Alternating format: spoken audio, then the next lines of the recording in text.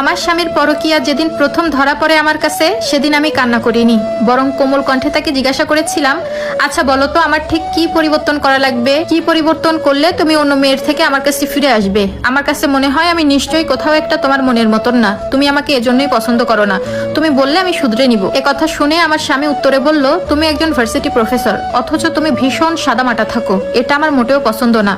মনোযোগ দিয়ে শুনলাম আমার স্বামীর বলা কথাটা, ভাবলাম আমার হয়তোবা কোথাও সমস্যা আছে। আমি একজন ভার্সিটি প্রফেসর, যার কারণে আমি যে সব দিক থেকে ঠিক থাকবো এমনটা নাও হতে পারে।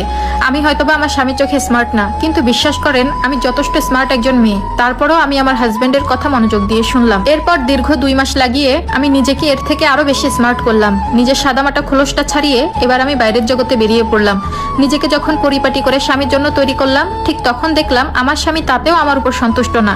দ্বিতীয়বার আমি আবারও তাকে অন্য নারীর সাথে হাতে না হাতে একসাথে ধরলাম। সেদিনও আমি তাকে ঝগড়া না করে নরম কণ্ঠে বললাম, তুমি না আমাকে আধুনিক হতে বলেছিলা, স্মার্ট হতে বলেছিলা, আমি তো তোমার কথা মতো আধুনিক হলাম। তারপরও আমার ভিতরে কি সমস্যা বলো তুমি আবার কেন এসব করছো? তুমি যা যা বলবে আমি সবগুলো শুধরে নিব আর সেভাবেই চলবো। তারপরও তুমি এসব করা বাদ দাও, কারণ আমি শুধু তোমাকেই ভালোবাসি আর তোমাকেই চাই। তুমি শুধু একবার বলো প্লিজ, আর কি কি করা প্রয়োজন আমার, কি করলে তুমি আর অন্য মেয়ের দিক ফিরে তাকাবে না? কথার উত্তরে আমার স্বামী বলল, তোমার সরল সোজা এসব ধরন পাল্টাও, আমার প্রতি এত ন্যাকামি ভালোবাসা এগুলো ছাড়ো, এসব দেখলে আমার বিরক্ত লাগে।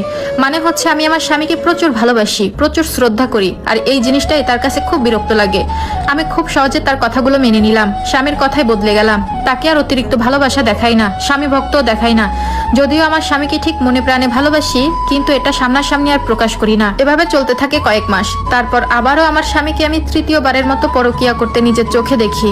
এবারও কোনো রাগ দেখালাম না, কিন্তু একটু ভারী স্বরে বললাম, আমি তো নিজেকে বদলে ফেললাম বহু কষ্টে, কিন্তু তুমি এখনো ঠিক হলে না কেন?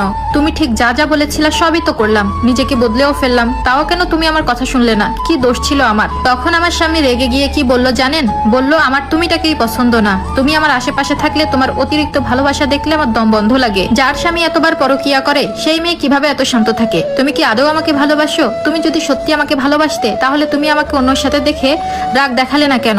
একবারও রাগ দেখিয়েছো আমাকে, রাগ হয় না তোমার? আমার এখন তুমিটাকেই পছন্দ না, তোমাকে দেখলে আমার রাগ হয়। স্বাভাবিক আর 4-5টা মেয়ের মতো হতে পারো না তুমি? আমার স্বামী জোরে চিৎকার করে করে এই কথাগুলো আমাকে শোনালো।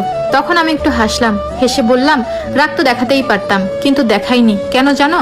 ভালোবাসার মানুষকে কখনো রাগ দেখিয়ে ভয় দেখিয়ে বেঁধে রাখা যায় না, তাকে আদর দিয়ে ভালোবাসা দিয়ে আগলে রাখতে হয়। শোনো, আমিও রক্ত মাংসের মানুষ, আমার রাগ অভিমান সবকিছুই হয়, কিন্তু আমি চেয়েছিলাম আমার ভালোবাসা দিয়ে তোমাকে ফিরিয়ে আনবো, কিন্তু দিন শেষে দেখলাম আমার সবকিছুই ব্যর্থ চেষ্টা হলো। আসলেই আমার আগেই বোঝা উচিত ছিল যে ছেড়ে চলে যাবে সে শত অভিযোগ দিয়েও চলে যাবে, যেটা আমি এখন হাড়ে হাড়ে বুঝতে পারছি।